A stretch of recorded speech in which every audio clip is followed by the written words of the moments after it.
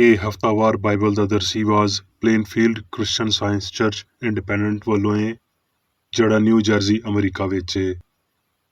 ਹੋਰ ਮਾਲੂਮਾਤ ਲਈ ਤੁਸੀਂ ਸਾਡੀ ਵੈਬਸਾਈਟ ਵੇਖੋ www.plainfieldcs.com। ਇਹ ਸਬਕ 30 ਅਗਸਤ 2026 ਐਤਵਾਰ ਦੇ ਦਿਨ ਹਫ਼ਤੇ ਦੇ ਅਖੀਰ ਉੱਤੇ ਤੁਹਾਡੇ ਪੜ੍ਹਨ ਲਈ ਤਿਆਰ ਕੀਤਾ ਗਿਆ ਹੈ। ਮਜ਼ਮੂਨ ਮਸੀਹ ਯਸੂ। ਸੁਨਹਿਰੀ ਮਤਨ ਯੂਹੰਨਾ। ਮੈਂ ਤੇ ਪਿਓ ਇੱਕ ਵਾਂ। ਮਸੀਹ ਯਸੂ। ਜਵਾਬੀ ਪੜ੍ਹਾਈ ਯਸਾਇਆ। ਪਰ ਖੁਦਾਵੰਦ ਆਪ ਤੁਹਾਨੂੰ ਇੱਕ ਨਿਸ਼ਾਨ ਦੇਵੇਗਾ। ਵੇਖੋ, ਇੱਕ ਕੁਮਾਰੀ ਹਾਮਲਾ ਹੋਵੇਗੀ ਤੇ ਪੁੱਤਰ ਜੰਮੇਗੀ ਤੇ ਉਹ ਉਹਦਾ ਨਾਂ ਇਮੈਨੂਅਲ ਰੱਖੇਗੀ। ਤੇ ਖੁਦਾਵੰਦ ਦੀ ਰੂਹ ਉਹਦੇ ਉੱਤੇ ਠਹਿਰੇਗੀ, ਹਿਕਮਤ ਤੇ ਖਿਰਦ ਦੀ ਰੂਹ, ਮਸਲਹਤ ਤੇ ਕੁਦਰਤ ਦੀ ਰੂਹ, ਮਾਰਫਤ ਤੇ ਖੁਦਾਵੰਦ ਦੇ ਖੌਫ ਦੀ ਰੂਹ। ਤੇ ਉਹਦੀ ਕਮਰ ਦਾ ਪਟਕਾ ਰਾਸਤਬਾਜ਼ੀ ਹੋਵੇਗਾ ਤੇ ਉਹਦੇ ਪਹਿਲੂ ਉੱਤੇ ਰਾਸਤਬਾਜ਼ੀ ਦਾ ਪਟਕਾ ਹੋਵੇਗਾ। ਜਿਹੜੇ ਲੋਕੀ ਹਨੇਰੇ ਵਿੱਚ ਟੁਰਦੇ ਸੀ, ਉਹਨਾਂ ਨੇ ਬੜੀ ਲੋ ਵੇਖੀ। ਜਿਹੜੇ ਮੌਤ ਦੇ ਪਰਛਾਵੇਂ ਦੇ ਮੁਲਕ ਵਿੱਚ ਵੱਸਦੇ ਸੀ, ਉਹਨਾਂ ਉੱਤੇ ਨੂਰ ਚਮਕਿਆ। ਇਸ ਲਈ ਸਾਡੇ ਲਈ ਇੱਕ ਮੁੰਡਾ ਜੰਮਿਆ ਤੇ ਸਾਨੂੰ ਇੱਕ ਪੁੱਤਰ ਬਖਸ਼ਿਆ ਗਿਆ ਤੇ ਸਲਤਨਤ ਉਹਦੇ ਮੋਢਿਆਂ ਉੱਤੇ ਹੋਵੇਗੀ। ਦਰਸੀ ਆਵਾਜ਼ ਬਾਈਬਲ ਵਿੱਚੋਂ ਲੂਕਾ। ਫਿਰ ਯਿਸੂ ਰੂਹ ਦੀ ਕੂਵਤ ਨਾਲ ਭਰਿਆ ਹੋਇਆ ਗਲੀਲ ਨੂੰ ਮੁੜਿਆ ਤੇ ਉਹ ਨਾਸਰਤ ਵਿੱਚ ਆਇਆ, ਜਿੱਥੇ ਉਹਨੇ ਪਰਵਰਿਸ਼ ਪਾਈ ਸੀ, ਤੇ ਆਪਣੇ ਦਸਤੂਰ ਦੇ ਮੁਤਾਬਕ ਸਬਤ ਦੇ ਦਿਨ ਇਬਾਦਤਖਾਨੇ ਵਿੱਚ ਵੜ ਗਿਆ ਤੇ ਪੜ੍ਹਨ ਲਈ ਖਲੋਤਾ। ਤੇ ਯਸਾਇਆ ਨਬੀ ਦੀ ਕਿਤਾਬ ਉਹਨੂੰ ਦਿੱਤੀ ਗਈ ਤੇ ਕਿਤਾਬ ਖੋਲ ਕੇ ਉਹਨੇ ਉਹ ਮੁਕਾਮ ਕੱਢਿਆ ਜਿੱਥੇ ਲਿਖਿਆ ਸੀ ਭਈ ਖੁਦਾਵੰਦ ਦਾ ਰੂਹ ਮੇਰੇ ਉੱਤੇ ਹੈ, ਇਸ ਲਈ ਭਈ ਉਹਨੇ ਮੈਨੂੰ ਗਰੀਬਾਂ ਨੂੰ ਖੁਸ਼ਖਬਰੀ ਦੇਣ ਲਈ ਮਸਾ ਕੀਤਾ। ਉਹਨੇ ਮੈਨੂੰ ਘੱਲਿਆ ਏ ਭਈ ਕੈਦੀਆਂ ਨੂੰ ਰਿਹਾਈ ਤੇ ਅੰਨ੍ਹਿਆਂ ਨੂੰ ਬਹਿਨਾਈ ਪਾਉਣ ਦੀ ਖਬਰ ਸੁਣਾਵਾਂ, ਕੁਚਲੇ ਹੋਇਆਂ ਨੂੰ ਆਜ਼ਾਦ ਕਰਾਂ। ਫਿਰ ਉਹ ਕਿਤਾਬ ਬੰਦ ਕਰਕੇ ਤੇ ਖਾਦਮ ਨੂੰ ਵਾਪਸ ਦੇ ਕੇ ਬੈਠ ਗਿਆ। ਤੇ ਜਿੰਨੇ ਇਬਾਦਤਖਾਨੇ ਵਿੱਚ ਸੀ, ਸਾਰਿਆਂ ਦੀਆਂ ਅੱਖੀਆਂ ਉਹਦੇ ਉੱਤੇ ਲੱਗੀਆਂ ਹੋਈਆਂ ਸੀ। ਉਹ ਉਹਨਾਂ ਨੂੰ ਆਖਣ ਲੱਗਿਆ ਭਈ ਅੱਜ ਇਹ ਨਵਿਸ਼ਤਾ ਤੁਹਾਡੇ ਸਾਹਮਣੇ ਪੂਰਾ ਹੋਇਆ। ਮੱਤੀ। ਤੇ ਵੇਖੋ, ਲੋਕੀ ਇੱਕ ਮਫਲੂਜ ਨੂੰ ਮੰਜੇ ਉੱਤੇ ਪਾਇਆ ਹੋਇਆ ਉਹਦੇ ਕੋਲ ਲਿਆਏ। ਯਿਸੂ ਨੇ ਉਹਨਾਂ ਦਾ ਅਮਾਨ ਵੇਖ ਕੇ ਮਫਲੂਜ ਨੂੰ ਆਖਿਆ, ਪੁੱਤਰ, ਹੌਸਲਾ ਰੱਖ, ਤੇਰੇ ਪਾਪ ਮਾਫ਼ ਹੋਏ। ਤੇ ਵੇਖੋ, ਕੁਝ ਫਕੀਆਂ ਨੇ ਆਪਣੇ ਦਿਲ ਵਿੱਚ ਆਖਿਆ, ਇਹ ਕੁਫਰ ਬਕਦਾ ਏ। ਯਿਸੂ ਨੇ ਉਹਨਾਂ ਦੇ ਖਿਆਲ ਪਤਾ ਕਰਕੇ ਆਖਿਆ, ਤੁਸੀਂ ਕਿਉਂ ਆਪਣੇ ਦਿਲਾਂ ਵਿੱਚ ਭੈੜਾ ਖਿਆਲ ਲਿਆਂਦੇ ਹੋ? ਸੌਖਾ ਕੀ ਏ, ਇਹ ਆਖਣਾ ਵੀ ਤੇਰੇ ਪਾਪ ਮਾਫ਼ ਹੋਏ, ਜਾਂ ਇਹ ਭਈ ਉੱਠ ਤੇ ਟੁਰ ਫਿਰ? ਪਰ ਇਸ ਲਈ ਭਈ ਤੁਸੀਂ ਜਾਣ ਲਵੋ ਭਈ ਇਬਨੇ ਆਦਮ ਨੂੰ ਧਰਤੀ ਉੱਤੇ ਪਾਪ ਮਾਫ਼ ਕਰਨ ਦਾ ਇਖਤਿਆਰ ਏ। ਉਹਨੇ ਮਫਲੂਜ ਨੂੰ ਆਖਿਆ, ਉੱਠ, ਆਪਣਾ ਮੰਜਾ ਚੁੱਕ ਤੇ ਆਪਣੇ ਘਰ ਟੁਰ ਜਾ। ਉਹ ਉੱਠ ਕੇ ਆਪਣੇ ਘਰ ਟੁਰ ਗਿਆ। ਲੋਕੀ ਇਹ ਵੇਖ ਕੇ ਡਰ ਗਏ ਤੇ ਰੱਬ ਦੀ ਵਡਿਆਈ ਕਰਨ ਲੱਗੇ, ਜਿਨ੍ਹੇ ਬੰਦਿਆਂ ਨੂੰ ਅਜਿਹਾ ਇਖਤਿਆਰ ਦਿੱਤਾ। ਮਰਕਸ। ਤੇ ਇਬਾਦਤਖਾਨਿਆਂ ਦੇ ਸਰਦਾਰਾਂ ਵਿੱਚੋਂ ਯਾਇਰ ਨਾਮੀ ਇੱਕ ਬੰਦਾ ਆਇਆ ਤੇ ਇਹ ਆਖ ਕੇ ਉਹਦੀ ਬਹੁਤ ਮਿੰਨਤ ਕੀਤੀ ਭਈ ਮੇਰੀ ਛੋਟੀ ਧੀ ਮਰਨ ਵਾਲੀ ਏ, ਤੂੰ ਆ ਕੇ ਆਪਣੇ ਹੱਥ ਉਹਦੇ ਉੱਤੇ ਰੱਖ ਭਈ ਉਹ ਚੰਗੀ ਹੋ ਜਾਵੇ ਤੇ ਜਿਉਂਦੀ ਰਵੇ। ਉਹ ਉਹਦੇ ਨਾਲ ਟੁਰਿਆ। ਉਹ ਇਹ ਆਖ ਹੀ ਰਿਹਾ ਸੀ ਭਈ ਇਬਾਦਤਖਾਨੇ ਦੇ ਸਰਦਾਰ ਵੱਲ ਦੇ ਲੋਕਾਂ ਨੇ ਆ ਕੇ ਆਖਿਆ, ਤੇਰੀ ਧੀ ਮਰ ਗਈ ਏ, ਹੁਣ ਉਸਤਾਦ ਨੂੰ ਕਿਉਂ ਤਕਲੀਫ ਦੇਣਾ ਏ? ਜਿਹੜੀ ਗੱਲ ਉਹ ਆਖ ਰਹੇ ਸੀ, ਉਹਦੇ ਉੱਤੇ ਯਿਸੂ ਨੇ ਧਿਆਨ ਨਾ ਕਰਕੇ ਇਬਾਦਤਖਾਨੇ ਦੇ ਸਰਦਾਰ ਨੂੰ ਆਖਿਆ, ਡਰ ਨਾ, ਸਿਰਫ ਈਮਾਨ ਰੱਖ। ਤੇ ਉਹ ਇਬਾਦਤਖਾਨੇ ਦੇ ਸਰਦਾਰ ਦੇ ਘਰ ਵਿੱਚ ਆਏ ਤੇ ਉਹਨੇ ਵੇਖਿਆ ਭਈ ਵੈਨ ਹੋ ਰਿਹਾ ਏ ਤੇ ਲੋਕ ਬਹੁਤ ਰੋ ਪਿੱਟ ਰਹੇ ਨੇ। ਤੇ ਅੰਦਰ ਜਾ ਕੇ ਉਹਨਾਂ ਨੂੰ ਆਖਿਆ, ਤੁਸੀਂ ਕਿਉਂ ਰੌਲਾ ਪਾਉਂਦੇ ਤੇ ਰੋਂਦੇ ਹੋ? ਕੁੜੀ ਮਰੀ ਨਹੀਂ ਬਲਕਿ ਸੌਂਦੀ ਏ। ਉਹ ਉਹਦੇ ਉੱਤੇ ਹੱਸਣ ਲੱਗੇ, ਪਰ ਉਹ ਸਾਰਿਆਂ ਨੂੰ ਬਾਹਰ ਕੱਢ ਕੇ ਕੁੜੀ ਦੇ ਮਾਪਿਓ ਨੂੰ ਤੇ ਆਪਣੇ ਚੇਲਿਆਂ ਨੂੰ ਲੈ ਕੇ ਜਿੱਥੇ ਕੁੜੀ ਪਈ ਸੀ ਅੰਦਰ ਗਿਆ। ਤੇ ਕੁੜੀ ਦਾ ਹੱਥ ਫੜ ਕੇ ਉਹਨੂੰ ਆਖਿਆ, ਐ ਲੜਕੀ, ਮੈਂ ਤੈਨੂੰ ਆਖਦਾ ਵਾਂ, ਉੱਠ। ਤੇ ਕੁੜੀ ਛੇਤੀ ਨਾਲ ਉੱਠ ਕੇ ਟੁਰਨ ਫਿਰਨ ਲੱਗੀ, ਕਿਉਂ ਜੇ 12 ਵਰ੍ਹਿਆਂ ਦੀ ਸੀ। ਇਹਦੇ ਤੋਂ ਲੋਕ ਬਹੁਤ ਹੈਰਾਨ ਹੋਏ। ਯੂਹੰਨਾ। ਮੇਰੀਆਂ ਭੇਡਾਂ ਮੇਰੀ ਆਵਾਜ਼ ਸੁਣਦੀਆਂ ਨੇ ਤੇ ਮੈਂ ਉਹਨਾਂ ਨੂੰ ਜਾਣਦਾ ਵਾਂ ਤੇ ਉਹ ਮੇਰੇ ਮਗਰ ਮਗਰ ਟੁਰਦੀਆਂ ਨੇ ਤੇ ਮੈਂ ਉਹਨਾਂ ਨੂੰ ਹਮੇਸ਼ਾ ਦੀ ਹਯਾਤੀ ਬਖਸ਼ਦਾ ਵਾਂ ਤੇ ਉਹ ਹਮੇਸ਼ਾ ਤੀਕਰ ਕਦੀ ਹਲਾਕ ਨਾ ਹੋਣਗੀਆਂ ਤੇ ਕੋਈ ਉਹਨਾਂ ਨੂੰ ਮੇਰੇ ਹੱਥੋਂ ਖੋਹ ਨਾ ਲਵੇਗਾ। ਮੇਰਾ ਪਿਓ ਜਿੰਨੇ ਮੈਨੂੰ ਉਹ ਦਿੱਤੀਆਂ ਨੇ ਸਾਰਿਆਂ ਤੋਂ ਵੱਡਾ ਏ ਤੇ ਕੋਈ ਉਹਨਾਂ ਨੂੰ ਮੇਰੇ ਪਿਓ ਦੇ ਹੱਥੋਂ ਖੋਹ ਨਹੀਂ ਸਕਦਾ। ਮਰਕਸ।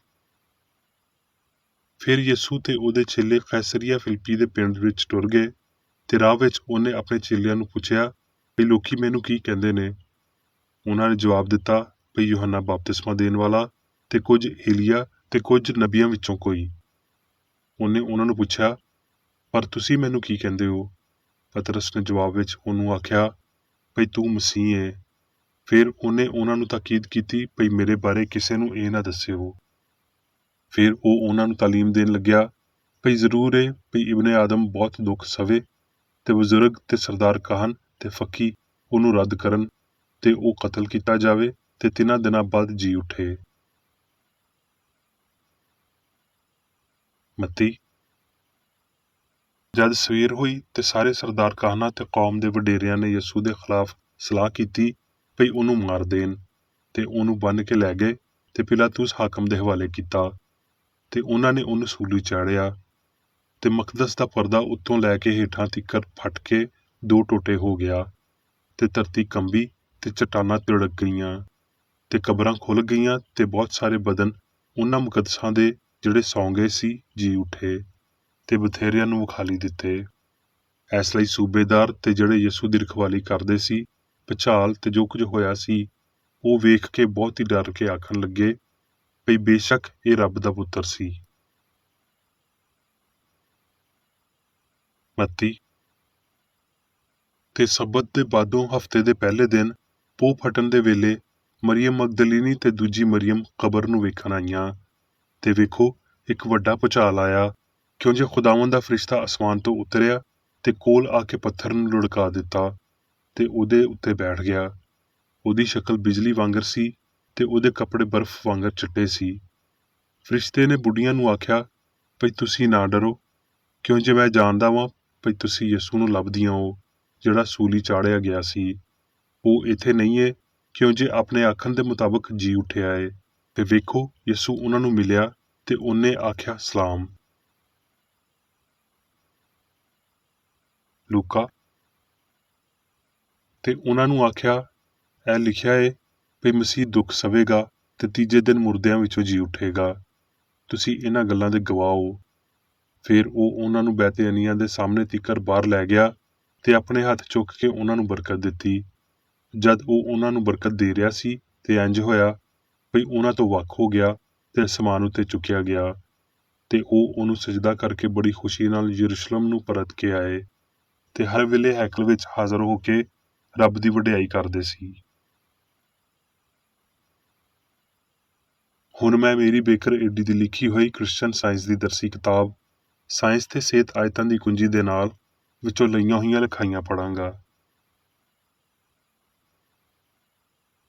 ਸਾਇੰਸ ਤੇ ਸਿਹਤ। ਮਸੀਹ ਰੱਬ ਦਾ ਇਲਾਹੀ ਇਜ਼ਹਾਰ ਜਿਹੜਾ ਮੁਜੱਸਮ ਗਲਤੀ ਨੂੰ ਬਰਬਾਦ ਕਰਨ ਲਈ ਬਦਨ ਦੀ ਸੂਰਤ ਵਿੱਚ ਆਉਂਦਾ ਏ। ਮਾਲਕ ਦੇ ਐਸ ਅਖਾਨ ਨੇ ਭਈ ਮੈਂ ਤੇ ਪਿਓ ਇੱਕ ਵਾਂ ਉਹਨੂੰ ਰੱਬੀਆਂ ਦੇ ਰਵਾਇਤੀ ਨਜ਼ਰੀਏ ਤੋਂ ਵੱਖਰਾ ਬਣਾਇਆ। ਰੱਬ ਦੇ ਬਾਰੇ ਉਹਦੀ ਚੰਗੀ ਸਮਝ ਉਹਨਾਂ ਲਈ ਝਿੜਕਾਂ ਸੀ। ਉਹ ਬਸ ਇੱਕ ਸਿਆਣ ਨੂੰ ਜਾਣਦਾ ਸੀ ਤੇ ਕਿਸੇ ਦੂਜੇ ਉੱਤੇ ਉਹਨੇ ਕੋਈ ਦਾਅਵਾ ਨਹੀਂ ਕੀਤਾ। ਉਹ ਜਾਣਦਾ ਸੀ ਭਈ ਅਨਾ ਸਿਆਣ ਸੀ ਨਾ ਕਿ ਬਦਨ ਸੀ ਤੇ ਇਹ ਭਈ ਮਾਦਾ ਪਾਪ ਤੇ ਬਦਨ ਸਿਆਣ ਨਹੀਂ ਸੀ ਤੇ ਇਲਾਹੀ ਸਾਇੰਸ ਦੀ ਇਹ ਸਮਝ ਉਹਦੇ ਉੱਤੇ ਜ਼ਮਾਨੇ ਦੀ ਫਟਕਾਰ ਲਿਆਉਣ ਦੀ ਵਜ੍ਹਾ ਬਣੀ। ਸਾਡੇ ਮਾਲਕ ਦਾ ਈਮਾਨ ਉੱਤੇ ਪਹਿਲਾ ਮਜ਼ਮੂਨ ਸ਼ਿਫਾ ਸੀ ਜਿਹੜਾ ਉਹਨੇ ਆਪਣੇ ਤਾਲਬੇ ਇਲਮਾਂ ਨੂੰ ਪੇਸ਼ ਕੀਤਾ ਤੇ ਉਹਨੇ ਆਪਣੇ ਕੰਮਾਂ ਨਾਲ ਆਪਣੇ ਈਮਾਨ ਨੂੰ ਸਾਬਤ ਕੀਤਾ। ਪੁਰਾਣੇ ਮਸੀਹੀ ਇਲਾਜ ਕਰਨ ਵਾਲੇ ਸੀ।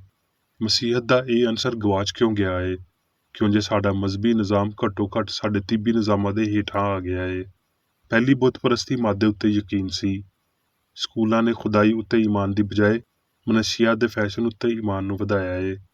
ਮਾਦੇ ਦੇ ਆਪਣੇ ਹੀ ਮੁਖਾਲਫ ਨੂੰ ਤਬਾਹ ਕਰਨ ਦਾ ਯਕੀਨ ਕਰਦਿਆਂ ਹੋਏ ਸਿਹਤ ਤੇ ਹਮਾਂਗੀ ਨੂੰ ਕੁਰਬਾਨ ਕਰ ਦਿੱਤਾ ਗਿਆ ਹੈ। ਇਸ ਤਰ੍ਹਾਂ ਦੇ ਨਿਜ਼ਾਮ ਰੂਹਾਨੀ ਕੂਵਤ ਦੀ ਵਹਦਤ ਤੋਂ ਖਾਲੀ ਹੁੰਦੇ ਨੇ, ਜਿਹਦੇ ਪਾਰੋਂ ਮਾਦੀ ਸੋਚ ਸਾਇੰਸ ਦੇ ਗੁਲਾਮ ਬਣਾਈ ਜਾਂਦੀ ਏ ਤੇ ਮਜ਼ਹਬ ਮਸੀਹ ਵਾਂਗਰ ਬਣ ਜਾਂਦਾ ਏ। ਕ੍ਰਿਸਚਨ ਸਾਇੰਸ ਦੇ ਦਾਇਰਾ ਕਾਰ ਵਿੱਚ ਬਿਮਾਰਾਂ ਨੂੰ ਸ਼ਿਫਾ ਦੇਣਾ ਸ਼ਾਮਲ ਏ। ਲੋਕਾਂ ਦੇ ਮੁਖਾਲਫ ਤੇ ਝੂਠੇ ਨਜ਼ਰੀਆਂ ਨੇ ਮਸੀਹ ਦੀ ਰੱਬ ਦੇ ਨਾਲ ਹਯਾਤੀ ਨੂੰ ਉਹਨਾਂ ਦੇ ਫਹਿਮ ਤੋਂ ਲੁਕੋ ਕੇ ਰੱਖਿਆ। ਉਹ ਉਹਦੀ ਰੂਹਾਨੀ ਵਜੂਦੀਅਤ ਦਾ ਸ਼ਾਊਰ ਨਾ ਪਾ ਸਕੇ। ਉਹਨਾਂ ਦੇ ਬਦਨੀ ਜ਼ੇਨ ਇਹਦੇ ਨਾਲ ਵੈਰ ਰੱਖਦੇ ਸੀ। ਉਹਨਾਂ ਦੇ ਖਿਆਲ ਰੱਬ ਦੇ ਉਸ ਰੂਹਾਨੀ ਨਜ਼ਰੀਏ ਦੀ ਬਜਾਏ ਜਿਹਨੂੰ ਮਸੀਹ ਯਿਸੂ ਨੇ ਪੇਸ਼ ਕੀਤਾ, ਫਾਨੀ ਗਲਤੀ ਨਾਲ ਭਰੇ ਹੋਏ ਸੀ। ਰੱਬ ਦੀ ਸੂਰਤ ਜਿਹਨੂੰ ਅਸੀਂ ਪਾਪ ਦੇ ਪਾਰੋਂ ਨਜ਼ਰ ਅੰਦਾਜ਼ ਕਰ ਦਿੰਦੇ ਹਾਂ, ਜਿਹੜੀ ਸੱਚਾਈ ਦੇ ਰੂਹਾਨੀ ਫਹਿਮ ਉੱਤੇ ਪਰਦਾ ਪਾਉਂਦੀ ਏ, ਤੇ ਅਸੀਂ ਇਸ ਸੂਰਤ ਨੂੰ ਬਸ ਉਸ ਵੇਲੇ ਸਮਝਦੇ ਹਾਂ ਜਦੋਂ ਅਸੀਂ ਪਾਪ ਦੇ ਅਸਰ ਹੇਠਾਂ ਹੁੰਨੇ ਹਾਂ ਤੇ ਇਹਨੂੰ ਇਨਸਾਨ ਦੀ ਵਿਰਾਸਤ ਸਾਬਤ ਕਰਦੇ ਹਾਂ, ਯਾਨੀ ਰੱਬ ਦੇ ਪੁੱਤਰਾਂ ਦੀ ਆਜ਼ਾਦੀ ਮੰਨਦੇ ਹਾਂ। ਯਿਸੂ ਦੇ ਰੂਹਾਨੀ ਅਸਲ ਤੇ ਸਮਝ ਨੇ ਉਹਨੂੰ ਹਸਤੀ ਦੀਆਂ ਅਸਲੀਅਤਾਂ ਜ਼ਾਹਰ ਕਰਨ ਦੇ ਨਾਕਾਬਲੇ ਤਰਦੀਦ ਤੌਰ ਤੇ ਇਹ ਸਾਬਤ ਕਰਨ ਦੇ ਕਾਬਲ ਬਣਾਇਆ ਵੀ ਕਿਵੇਂ ਰੂਹਾਨੀ ਸੱਚਾਈ ਮਾਦੀ ਗਲਤੀ ਨੂੰ ਤਬਾਹ ਕਰਦੀ ਏ, ਬਿਮਾਰੀ ਨੂੰ ਠੀਕ ਕਰਦੀ ਏ ਤੇ ਮੌਤ ਨੂੰ ਜਿੱਤ ਲੈਂਦੀ ਏ। ਹੈਕਲ ਦੇ ਸਰਦਾਰ ਦੀ ਧੀ ਨੂੰ ਜਿਹਨੂੰ ਉਹ ਮੁਰਦਾ ਆਖ ਰਹੇ ਸੀ, ਪਰ ਉਹਨੇ ਜਿਹਨੂੰ ਆਖਿਆ ਕੁੜੀ ਮਰੀ ਨਹੀਂ ਬਲਕਿ ਸੌਂਦੀ ਏ, ਉਹਨੇ ਬਸ ਇੰਨਾ ਹੀ ਆਖਿਆ, ਐ ਕੁੜੀਏ ਮੈਂ ਤੈਨੂੰ ਆਖਦਾ ਵਾਂ ਪਈ ਉੱਠ। ਯਿਸੂ ਆਖਦਾ ਏ ਭਈ ਇਹ ਹਮੇਸ਼ਾ ਦੀ ਹਯਾਤੀ ਹੈ ਏ, ਨਾ ਕਿ ਹੋਵੇਗੀ, ਤੇ ਫਿਰ ਉਹ ਪਿਓ ਤੇ ਆਪਣੇ ਆਪ ਦੇ ਮੌਜੂਦਾ ਇਲਮ ਦੇ ਤੌਰ ਤੇ ਅਬਦੀ ਹਯਾਤੀ ਦੀ ਵਜ਼ਾਹਤ ਕਰਦਾ ਏ, ਯਾਨੀ ਮੁਹੱਬਤ, ਸੱਚਾਈ ਤੇ ਹਯਾਤੀ ਦਾ ਇਲਮ। ਤੇ ਹਮੇਸ਼ਾ ਦੀ ਹਯਾਤੀ ਇਹ ਹੈ ਭਈ ਉਹ ਤੈਨੂੰ ਖੁਦਾਏ ਵਾਹਦ ਤੇ ਬਰਹਕ ਨੂੰ ਤੇ ਯਿਸੂ ਮਸੀਹ ਨੂੰ ਜਿਹਨੂੰ ਤੂੰ ਘੱਲਿਆ ਏ ਜਾਣਨ। ਸਹੀਫੇ ਆਖਦੇ ਨੇ ਇਨਸਾਨ ਬਸ ਰੋਟੀ ਤੇ ਜ਼ਿੰਦਾ ਨਹੀਂ ਰਹੇਗਾ, ਬਲਕਿ ਹਰ ਲਫ਼ਜ਼ ਨਾਲ ਜਿਹੜਾ ਰੱਬ ਦੇ ਮੂੰਹ ਚੋਂ ਨਿਕਲਦਾ ਏ। ਇਹ ਜ਼ਾਹਰ ਕਰਦਾ ਏ ਕਿ ਸੱਚਾਈ ਹੀ ਇਨਸਾਨ ਦੀ ਅਸਲ ਹਯਾਤੀ ਏ, ਪਰ ਬਨੀ ਨੌ ਇਨਸਾਨ ਇਸ ਤਾਲੀਮ ਨੂੰ ਅਮਲੀ ਬਣਾਉਣ ਉੱਤੇ ਇਤਰਾਜ਼ ਕਰਦਾ ਏ।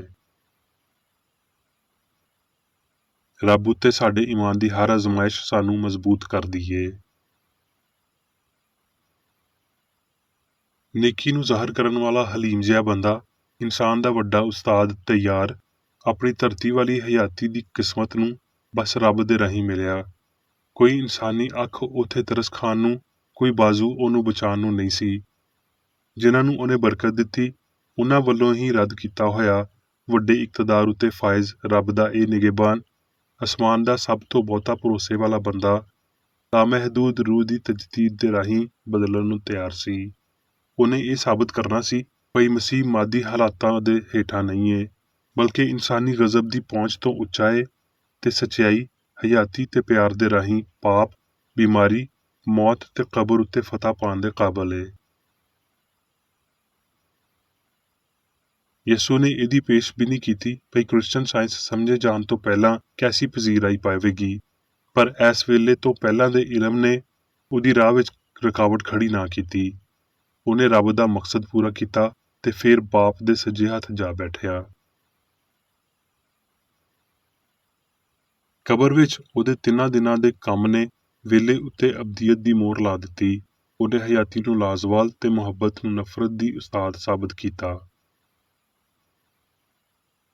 ਉਹਦੀ ਰਾਹ ਵਿੱਚ ਪੱਥਰ ਦੀਆਂ ਕੰਧਾਂ ਸੀ ਤੇ ਗਾਰ ਦੇ ਮੂੰਹ ਉੱਤੇ ਇੱਕ ਵੱਡਾ ਪੱਥਰ ਲੁੜਕਾਇਆ ਹੋਇਆ ਸੀ, ਪਰ ਯਿਸੂ ਹਰ ਮਾਦੀ ਰੁਕਾਵਟ ਉੱਤੇ ਗਾਲਬ ਆਇਆ, ਹਰ ਮਾਦੀ ਕਾਨੂੰਨ ਉੱਤੇ ਫਤਹਮੰਦ ਹੋਇਆ ਤੇ ਆਪਣੀ ਹਨੇਰ ਰਹਾਇਸ਼ਗਾਹ ਤੋਂ ਬਾਹਰ ਨਿਕਲਿਆ, ਸ਼ਾਨਦਾਰ ਕਾਮਯਾਬੀ ਤੇ ਇੱਕ ਅਬਦੀ ਫਤਹ ਦੇ ਜਲਾਲ ਨਾਲ ਤਾਜਦਾਰ ਬਣਿਆ। ਸਾਡੇ ਮਾਲਕ ਨੇ ਪੂਰੇ ਤੌਰ ਤੇ ਫੈਸਲਾਕੁਨ ਤਰੀਕੇ ਨਾਲ ਮੌਤ ਤੇ ਕਬਰ ਉੱਤੇ ਆਪਣੀ ਜਿੱਤ ਨਾਲ ਇਲਾਹੀ ਸਾਇੰਸ ਨੂੰ ਵਾਜ਼ਿਆ ਕੀਤਾ। ਯਿਸੂ ਦਾ ਕੰਮ ਇਨਸਾਨ ਦੀ ਰੋਸ਼ਨ ਖਿਆਲੀ ਤੇ ਪੂਰੇ ਜੱਗ ਦੀ ਪਾਪ, ਬਿਮਾਰੀ ਤੇ ਮੌਤ ਤੋਂ ਮੁਕਤੀ ਲਈ ਸੀ। ਉਹਨੇ ਇਨਸਾਨੀ ਹਯਾਤੀ ਦੀ ਅਜ਼ਮਤ ਦੇ ਪਾਰੋਂ ਇਲਾਹੀ ਹਯਾਤੀ ਨੂੰ ਜ਼ਾਹਰ ਕੀਤਾ। ਉਹਦੇ ਖਾਲਸ ਖਲੂਸ ਦੀ ਵੁਸਅਤ ਦੇ ਪਾਰੋਂ ਉਹਨੇ ਮੁਹੱਬਤ ਦੀ ਵਜ਼ਾਹਤ ਕੀਤੀ। ਸੱਚਾਈ ਦੀ ਫਰਾਵਾਨੀ ਨਾਲ ਉਹਨੇ ਗਲਤੀ ਨੂੰ ਜਿੱਤਿਆ। ਜੱਗ ਨੇ ਇਹ ਨਾ ਵੇਖਦਿਆਂ ਹੋਏ ਉਹਦੀ ਰਾਸਤਬਾਜ਼ੀ ਨੂੰ ਕਬੂਲ ਨਾ ਕੀਤਾ, ਬਲਕਿ ਧਰਤੀ ਨੂੰ ਉਹ ਹਮਾਂਗੀ ਨਸੀਬ ਹੋਈ ਜਿਹਨੂੰ ਉਹਦੇ ਜਲਾਲੀ ਨਮੂਨੇ ਨੇ ਮੁਤਾਰਫ ਕਰਾਇਆ ਸੀ। ਇਨਸਾਨੀ ਛਵੀ ਅਪਣਾਉਂਦਿਆਂ ਹੋਏ, ਯਾਨੀ ਜਿਵੇਂ ਪਈ ਫਾਨੀ ਨਜ਼ਰ ਨੂੰ ਮੁਖਾਲੀ ਦਿੰਦਾ ਏ, ਇਨਸਾਨੀ ਮਾਂ ਦੇ ਪੇਟ ਵਿੱਚ ਹਮਲ ਲੈਂਦਿਆਂ ਹੋਏ ਯਸੂ ਰੂਹ ਤੇ ਬਦਨ ਦੇ ਵਿਚਕਾਰ, ਸੱਚਾਈ ਤੇ ਗਲਤੀ ਦੇ ਵਿਚਕਾਰ ਦਰਮਿਆਨੀ ਸੀ। ਇਲਾਹੀ ਸਾਇੰਸ ਦੀ ਰਾਹ ਨੂੰ ਵਾਜ਼ਿਆ ਕਰਦਿਆਂ ਤੇ ਜ਼ਾਹਰ ਕਰਦਿਆਂ ਹੋਏ ਉਹ ਉਹਨਾਂ ਸਾਰਿਆਂ ਲਈ ਮੁਕਤੀ ਦੀ ਰਾਹ ਬਣ ਗਿਆ ਜਿਨ੍ਹਾਂ ਨੇ ਉਹਦੇ ਕਲਾਮ ਨੂੰ ਕਬੂਲ ਕੀਤਾ। ਇਨਸਾਨ ਉਹਦੇ ਤੋਂ ਇਹ ਸਿੱਖ ਸਕਦੇ ਨੇ ਵੀ ਬੁਰਾਈ ਤੋਂ ਕਿਵੇਂ ਬਚਿਆ ਜਾਵੇ।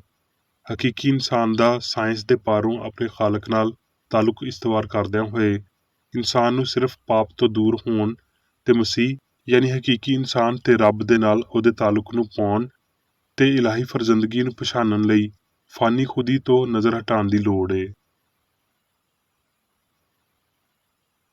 ਕੁਲਸੀਓਂ 3 ਬਾਬ 4 ਆਇਤ ਵਿੱਚ ਪੌਲੁਸ ਆਖਦਾ ਏ, ਜਦ ਮਸੀਹ ਜਿਹੜਾ ਸਾਡੀ ਹਯਾਤੀ ਏ ਜ਼ਾਹਰ ਕੀਤਾ ਜਾਵੇਗਾ, ਸਾਹਮਣੇ ਆਵੇਗਾ ਤੇ ਤੁਸੀਂ ਵੀ ਉਹਦੇ ਨਾਲ ਜਲਾਲ ਵਿੱਚ ਜ਼ਾਹਰ ਕੀਤੇ ਸਾਹਮਣੇ ਆ ਜਾਓਗੇ। ਜਦ ਰੂਹਾਨੀ ਹਸਤੀ ਨੂੰ ਇਹਦੀ ਸਾਰੀ ਕਾਮਲੀਅਤ, ਤਸਲਸਲ ਤੇ ਤਾਕਤ ਦੇ ਨਾਲ ਸਮਝਿਆ ਜਾਂਦਾ ਏ ਤੇ ਇਨਸਾਨ ਰੱਬ ਦੀ ਸੂਰਤ ਉੱਤੇ ਪਾਇਆ ਜਾਵੇਗਾ। ਇਹਨਾਂ ਰਸੂਲੀ ਲਫ਼ਜ਼ਾਂ ਦਾ ਅਸਲ ਮਤਲਬ ਇਹ ਹੈ ਕਿ ਫਿਰ ਇਨਸਾਨ ਉਹਦੀ ਸੂਰਤ ਉੱਤੇ ਪਿਓ ਵਾਂਗਰ ਕਾਮਲ, ਹਯਾਤੀ ਵਿੱਚ ਲਾਜ਼ਵਾਲ, ਉਹਦੇ ਇਲਾਹੀ ਪਿਆਰ ਵਿੱਚ ਸੱਚਾਈ ਦੇ ਨਾਲ, ਮਸੀਹ ਦੇ ਨਾਲ ਰੱਬ ਵਿੱਚ ਪੋਸ਼ੀਦਾ ਪਾਇਆ ਜਾਵੇਗਾ, ਜਿੱਥੇ ਇਨਸਾਨੀ ਸਿਆਣ ਨੇ ਇਨਸਾਨ ਨੂੰ ਨਹੀਂ ਵੇਖਿਆ।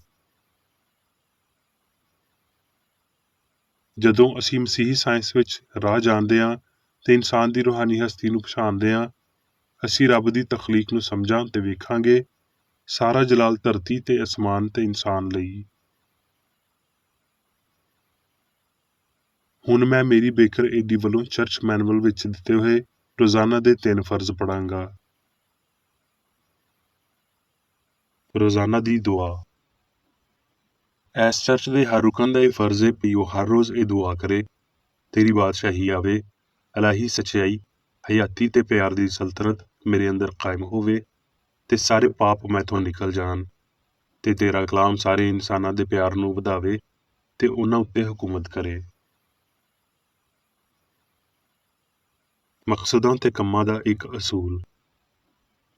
ਨਾ ਕੋਈ ਮੁਖਾਲਫਤ ਤੇ ਨਾ ਕੋਈ ਜ਼ਾਤੀ ਤਾਲੁਕ ਮਾਦਰੀ ਚਰਚ ਦੇ ਕਿਸੇ ਰੁਕਨ ਦੇ ਮਕਸਦਾਂ ਜਾਂ ਕੰਮਾਂ ਉੱਤੇ ਅਸਰ ਕਰਨੇ ਚਾਹੀਦੇ। ਸਾਇੰਸ ਵਿੱਚ ਬਸ ਇਲਾਹੀ ਪਿਆਰ ਹੀ ਹਕੂਮਤ ਕਰਦਾ ਏ ਤੇ ਇੱਕ ਮਸੀਹੀ ਸਾਇੰਸਦਾਨ ਪਾਪ ਨੂੰ ਰੱਦ ਕਰਦਿਆਂ ਹੋਏ ਸੁੱਚੀ ਭਰਾਬੰਦੀ, ਖੈਰਾਤ ਪਸੰਦੀ ਤੇ ਮਾਫੀ ਨਾਲ ਪਿਆਰ ਦੀਆਂ ਮਿੱਠੀਆਂ ਸੱਚਾਈਆਂ ਦਾ ਪਰਛਾਵਾਂ ਬਣਦਾ ਏ। ਇਸ ਚਰਚ ਦੇ ਸਾਰੇ ਰੁਕਨਾਂ ਨੂੰ ਸਾਰੇ ਪਾਪਾਂ ਤੋਂ, ਗਲਤ ਤਰ੍ਹਾਂ ਦੀਆਂ ਪੇਸ਼ਨਗੋਈਆਂ, ਮੁਨਸਫੀਆਂ, ਮੁਜ਼ੰਮਤਾਂ, ਸਲਾਵਾਂ, ਗਲਤ ਅਸਰਾਂ ਨੂੰ ਲੈਣ ਤੇ ਗਲਤ ਅਸਰ ਦੇਣ ਤੋਂ ਆਜ਼ਾਦ ਰਹਿਣ ਲਈ ਹਰ ਰੋਜ਼ ਖਿਆਲ ਰੱਖਣਾ ਚਾਹੀਦਾ ਏ ਤੇ ਦੁਆ ਕਰਨੀ ਚਾਹੀਦੀ ਏ। ਫਰਜ਼ ਲਈ ਚੁਸਤੀ। ਇਸ ਚਰਚ ਦੇ ਹਰ ਰੁਕਨ ਦਾ ਇਹ ਫਰਜ਼ ਏ ਕਿ ਉਹ ਹਰ ਰੋਜ਼ ਜਾਰਹਾਨਾ ਜ਼ੇਨੀ ਸਲਾਮਾਂ ਦੇ ਖਿਲਾਫ ਆਪਣੇ ਆਪ ਨੂੰ ਤਿਆਰ ਰੱਖੇ ਤੇ ਰੱਬ, ਆਪਣੇ ਕਾਇਦ ਤੇ ਇਨਸਾਨਾਂ ਲਈ ਆਪਣੇ ਫਰਜ਼ਾਂ ਨੂੰ ਨਾ ਕਦੀ ਭੁੱਲੇ ਤੇ ਨਾ ਕਦੀ ਨਜ਼ਰਅੰਦਾਜ਼ ਕਰੇ। ਉਹਦੇ ਕੰਮਾਂ ਦੇ ਰਾਹੀਂ ਉਹਦਾ ਇਨਸਾਫ ਹੋਵੇਗਾ, ਉਹ ਬੇਕਸੂਰ ਜਾਂ ਕਸੂਰਵਾਰ ਹੋਵੇਗਾ।